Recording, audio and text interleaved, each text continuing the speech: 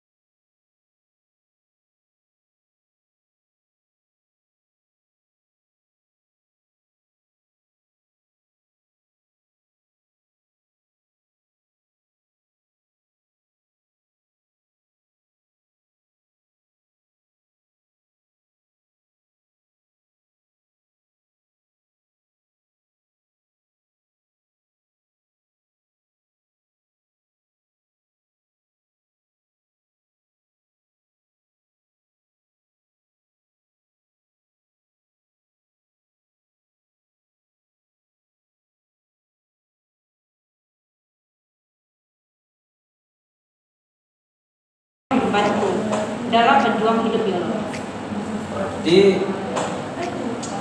benaran dengan filsafat itu ada 3 gitu ya?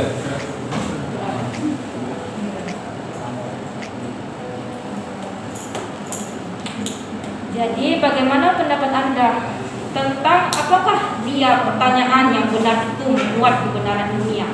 Apa sesungguhnya kebenaran itu? Apa bedanya antara kebenaran dengan pemikiran logis rasional, atau dengan ketepatan, kesesuaian, dan dengan suatu kaidah? Sebut ilmiah itu karena suatu menjalani kaidah-kaidah ilmiah seperti pembuktian, dan itu maksudnya sains. Alam semesta itu semua, maka ada 3 ya. Pertama itu segala apa yang kita tahu, yang kedua segala apa yang kita tidak tahu, dan yang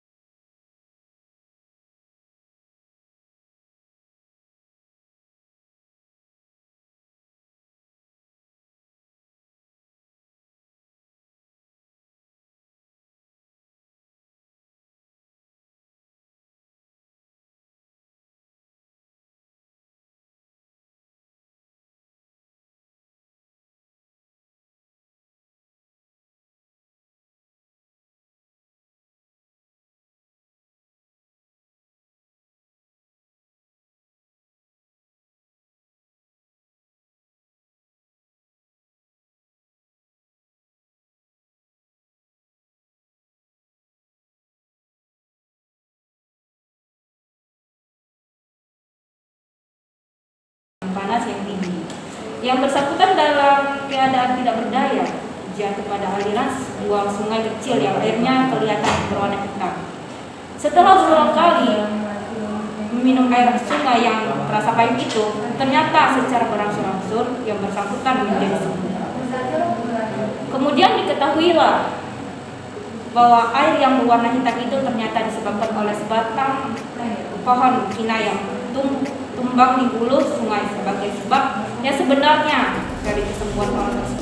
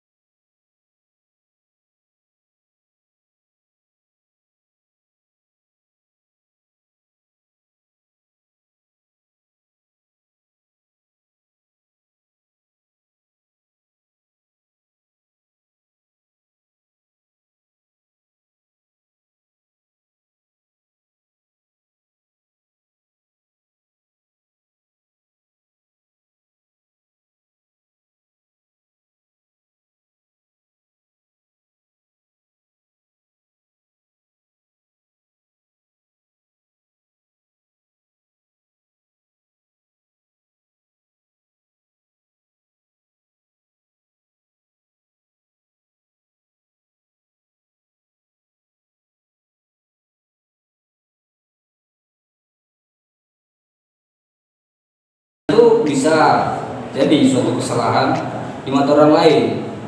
Kesalahan itu juga bisa menjadi suatu kebenaran di mata orang lain.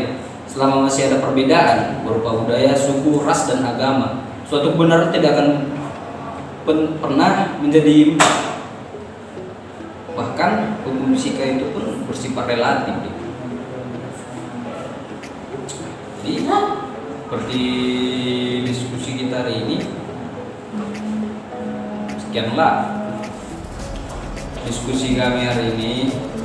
Allahumma muwaffiq ila aqwamit thoriq. Assalamualaikum warahmatullahi wabarakatuh.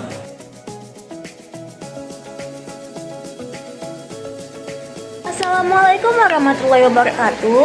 Welcome to our podcast. Saya Alvina Syakila Harahap. Dan saya Tasya Meliza. Kali ini kami akan berbicara tentang kajian ontologi yang merupakan salah satu komponen penting dalam pengetahuan untuk menjelaskan pertanyaan. Ontologi dalam beberapa literatur disebutkan sebagai cabang daripada metafisik. Ontologi sama dengan metafisik karena keduanya sama-sama melakukan kajian terhadap struktur dasar pengetahuan tentang realitas dengan cara apa? Dengan cara masuk ke balik dunia fisik yang hanya bisa diakses oleh indera manusia. Kemudian ketemulah nanti hakikat esensi dari realitas tersebut. Berarti metafisik itu adalah apa yang ada di balik fisik. Metafisika itu istilah ilmiahnya. Meta itu artinya di balik sesuatu. Kita bisa juga menyebut metadata, metalink, atau metafile. Jadi bahasa Yunani meta berarti di balik sesuatu. Sedangkan fisika itu berarti hal-hal yang ada, yang eksis, fisik. Bila disatukan, metafisika itu artinya jadi metafisika dalam membahas sesuatu di balik sesuatu yang ada. Ontologi dan metafisika ini sama karena keduanya mengkaji tentang struktur dasar pengetahuan tentang realitas dengan cara apa? Dengan cara masuk ke balik dunia fisik yang hanya bisa diakses oleh indera, tapi kemudian dia berbicara tentang sesuatu di balik yang terlihat oleh indera tersebut. Maka dia ketemu dengan hakikat esensi dari realitas tersebut. Metafisika ini seringkali juga diartikan dengan sesuatu yang gaib atau supranatural. Dahulu, manusia menafsirkan segala sesuatu yang terlihat oleh mata ini dengan sesuatu yang tidak terlihat dengan sesuatu yang gaib atau supranatural. Bahwa wujud-wujud yang gaib ini sesungguhnya memiliki kedudukan yang lebih tinggi dan lebih berkuasa dibanding sesuatu yang ada. Maka muncullah animisme yang merupakan suatu konsep kepercayaan yang supernaturalis.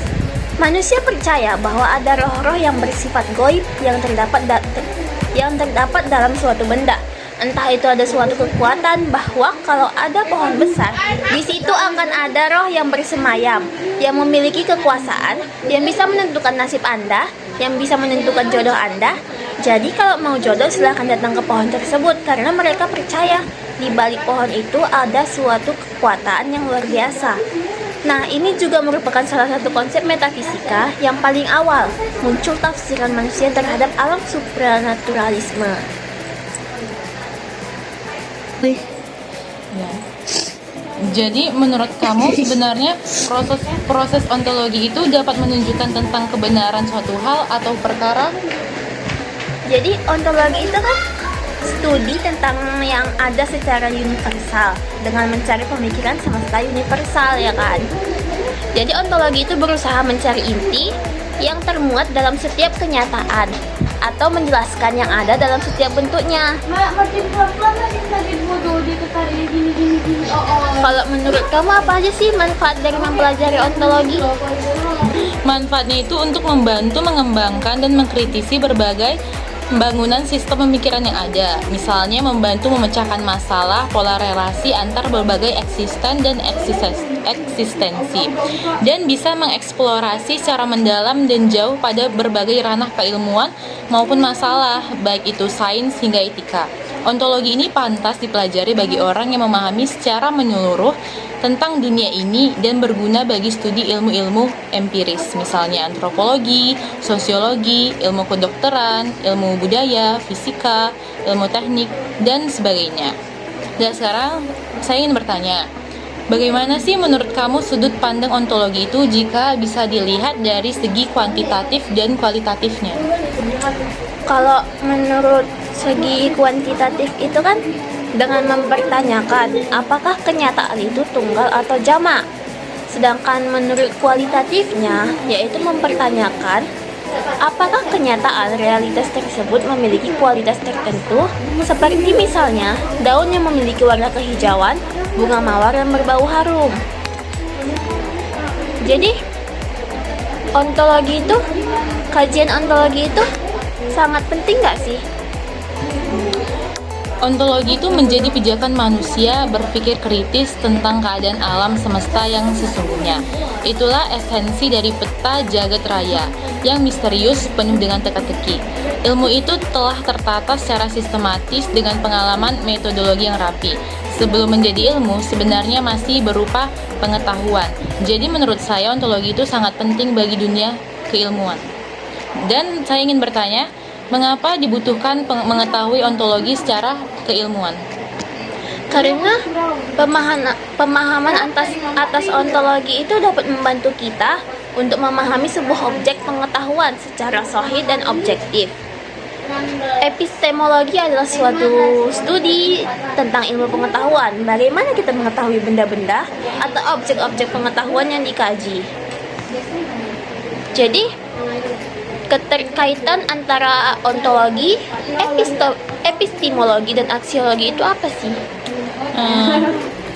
Antologi adalah ilmu yang mempertanyakan bagaimana manusia menggunakan ilmu, sedangkan epistemologi adalah bagaimana cara kita memperoleh pengetahuan filsafat, dan aksiologi adalah ilmu yang membicarakan tentang tujuan ilmu pengetahuan itu sendiri. Jadi dapat kita ambil kesimpulan bahwa hubungan antara ketiganya adalah bahwa epistemologi adalah bagaimana kita memperoleh ilmu, kemudian ontologi bagaimana kita menggunakan ilmu dengan baik, bermanfaat buat kita sendiri dan untuk masyarakat banyak, dan aksiologi apa tujuan ilmu tujuan ilmu pengetahuan itu sendiri. Jadi saya ingin bertanya, apakah yang dikaji oleh pengetahuan ontologi? Yang dikaji itu, ontologi merupakan salah satu kajian filsafat yang paling kuno dan yang berasal dari Yunani.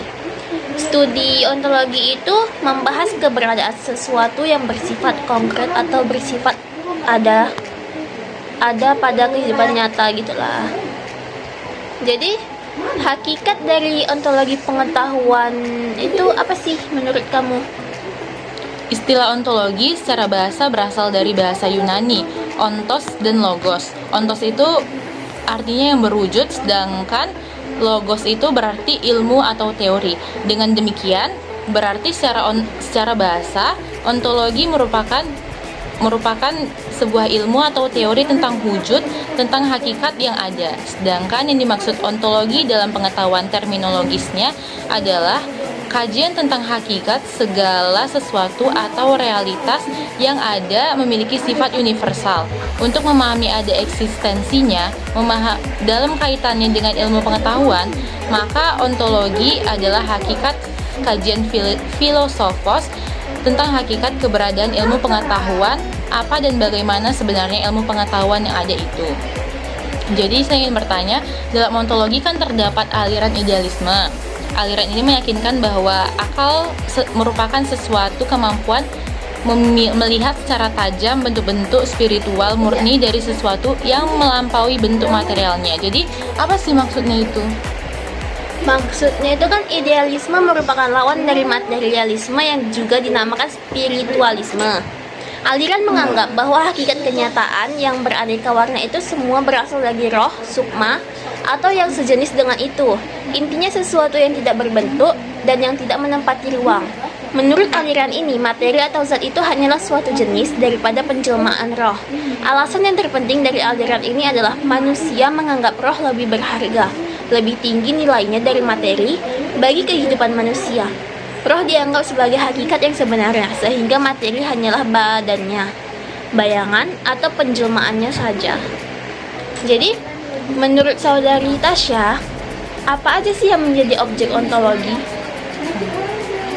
Objek yang merupakan objek kajian ontologi itu mencakup logika, metafisika, kosmologi, teologi, antropologi, etika, estetik, filsafat pendidikan, dan filsafat hukum. Jadi saya ingin bertanya, bagaimana ontologi menginvestasi dan mengabstraktasikan hakikat realitas paripurna yang bersifat tunggal, absolut, dan abadi? Bagaimana menurut kamu? Caranya itu dengan membahas kebenaran suatu fakta. Untuk mendapatkan kebenaran itu, ontologi memerlukan proses bagaimana realitas tersebut dapat diakui kebenarannya. Untuk itu, proses tersebut memerlukan dasar pola berpikir, dan pola berpikir didasarkan pada bagaimana ilmu pengetahuan digunakan sebagai dasar pembahasan realitas. Ontologi membahas tentang yang ada dan tidak terikat oleh satu perwujudan tertentu. Baiklah, jadi itu pendapat kami tentang kajian ontologi. Terima kasih sudah meluangkan waktu Anda untuk mendengarkan podcast ini. Sekian dari kami. Wassalamualaikum warahmatullahi wabarakatuh.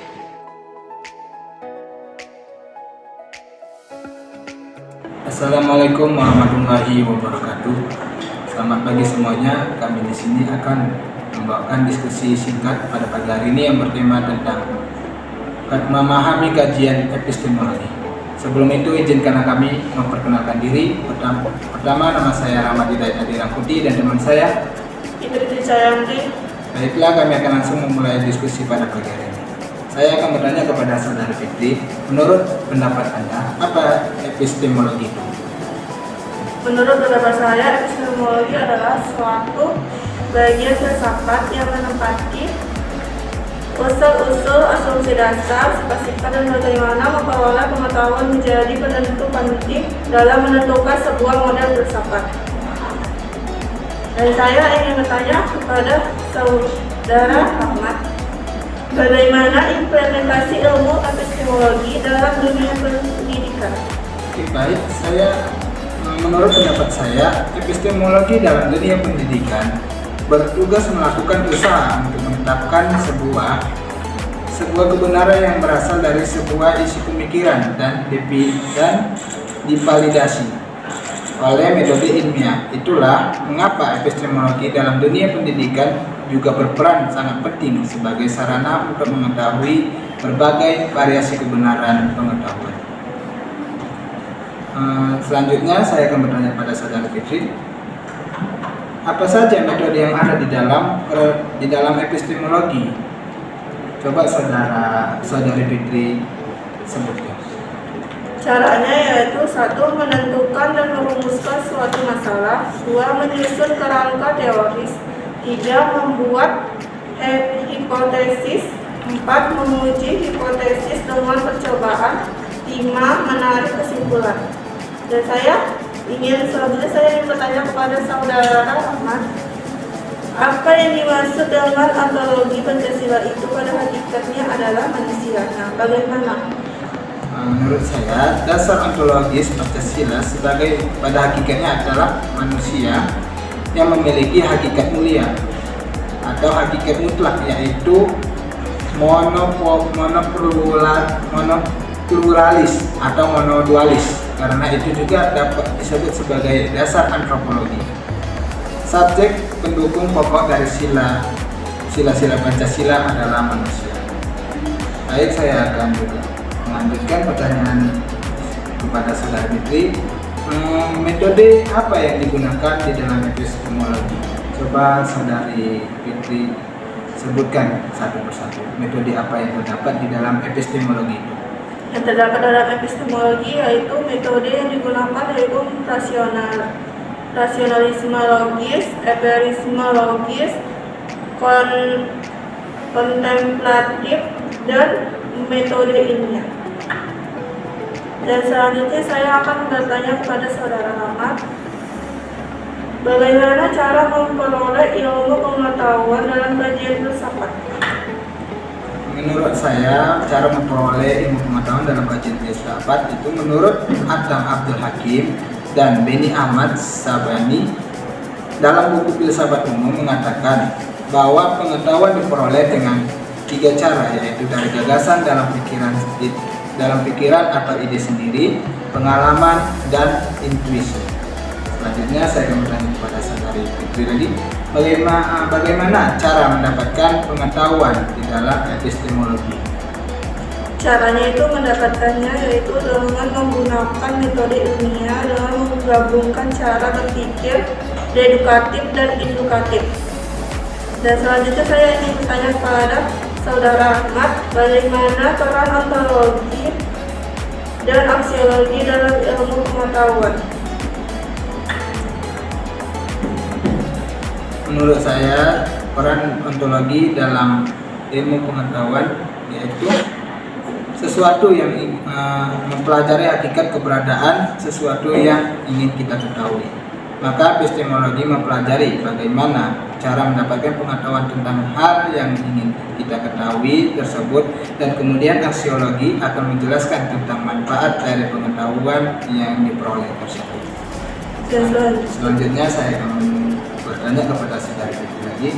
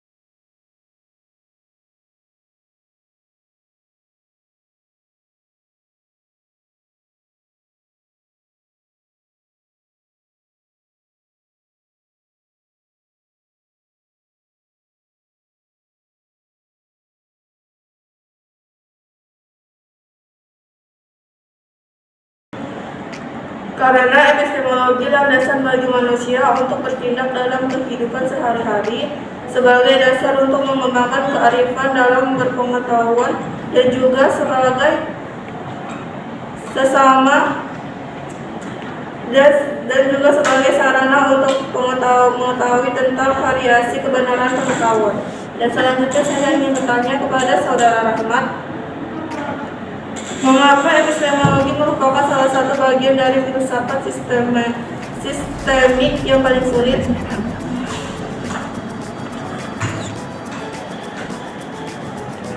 Menurut saya, epistemologi merupakan bagian dari filsafat sistemik yang paling sulit. Yang paling sulit adalah sebab epistemologi menjangkau permasalahan-permasalahan yang membentang seluas jangkauan metafisika sendiri, sehingga tidak ada sesuatu pun yang boleh disingkirkan darinya. Baiklah, itu saja diskusi singkat kami pada hari ini mengenai tentang memahami kajian epistemologi.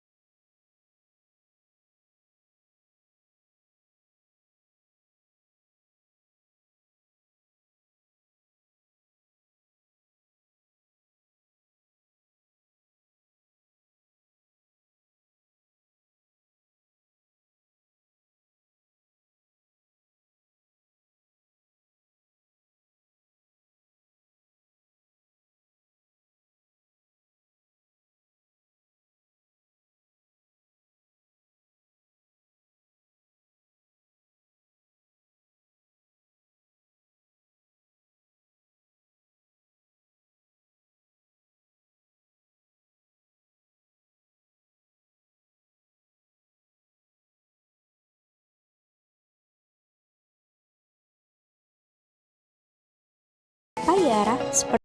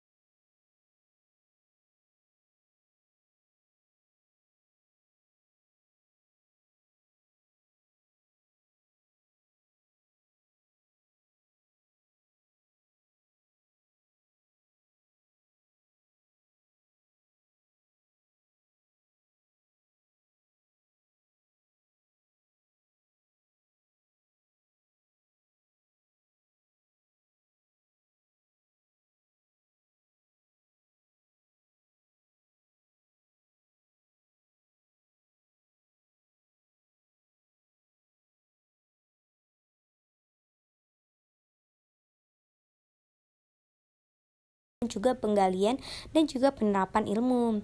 Terakhir adalah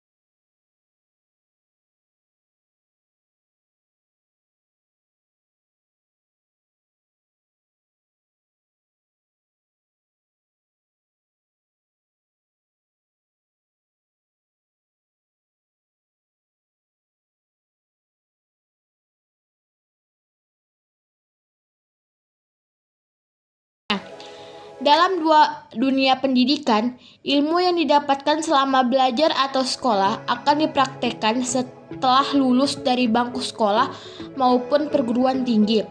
Praktek ini bisa dalam bentuk membangun interaksi dengan masyarakat sebagai bagian dari mereka. Begitu